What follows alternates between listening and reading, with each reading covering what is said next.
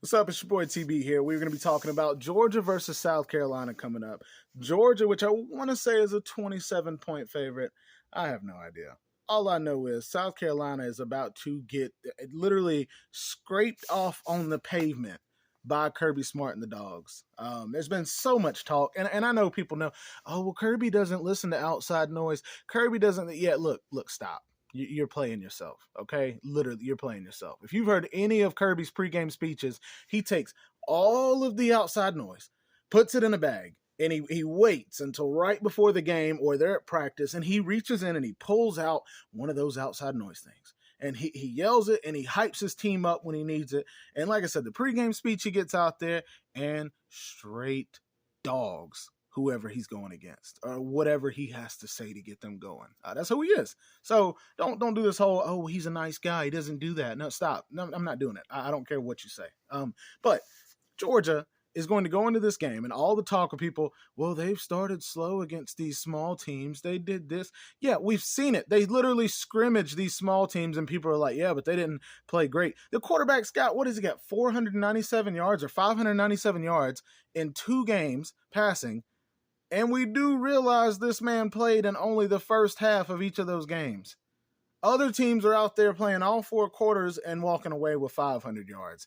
Shedeur Sanders, dude, that dude played great. He did. I think he's got he's got right at 600 yards. And I think Carson's right at 500 or a little over 500. Carson's played the first half.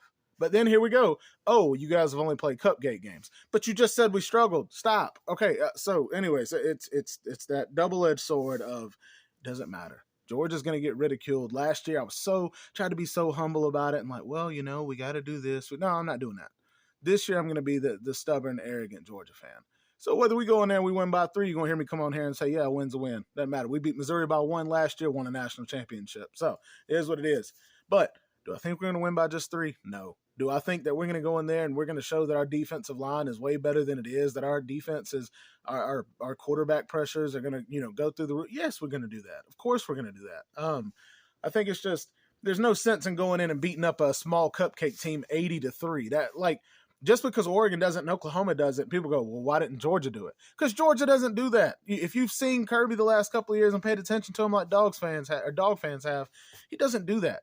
He literally gets up by 21, 28 points, and then he subs out the whole team, and now he's over there barking at all the young guys to make sure they do their assignments right. He's not in the business of looking flashy.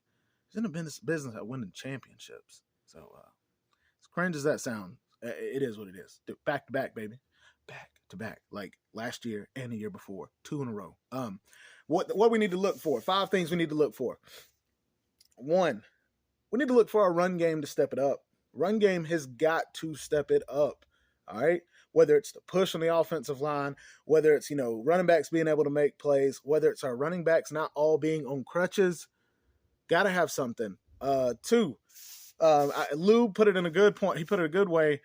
Stop throwing the ball to 37 different receivers. We need 2 or 3 guys that can step up and show us, hey, I'm that guy. Throw me the ball. Yes, if we need to, we can get it to little Jimmy and little Sally. That's great. But have your go-tos. 3, I want to see quarterback pressure. I want to see our defensive line and our linebackers destroy South Carolina's offensive line. I saw North Carolina do it. Of course, we know Georgia's defense is way better than North Carolina's will ever be. Ever. Sorry, Luke, but ever. So that's the thing. That's number 3. Number 4, I want to see our DBs play Rattler well. And what I mean by that is Spencer Rattler is a really good quarterback. I said that all offseason. Yeah, he was inconsistent last year, but that man showed he could be good if he could stay consistent. He's been consistent. His team hasn't been, but he's been consistent. I want to see how our DBs play. Are they going to turn their heads and see the ball in the air? Are they going to play it in the air? We got Javon Bullard that may not be back, so how is the backup going to do if it's Dan Jackson? How's he going to play? Very curious to see how our young DBs play. So that's it. And number 5, Carson Beck. Number 5, passing game.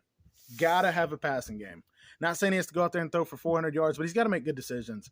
We've seen Beck make a few mistakes here and there, and we've called it out. But we've got to see this man make good decisions. He should be able to go in and light this team up. I know Carson Beck's not Drake May, but he also has way more weapons than Drake May has. So look for our passing game to be look for it to be good. Hope that it's good. But those are the 5 things. Sure, I'll see you at halftime talking about it or at the end of the game. But let's see how this goes. Hopefully, dogs by 50. And yeah, I guess I will see y'all later. Like if you like it, like if you don't like it. Peace.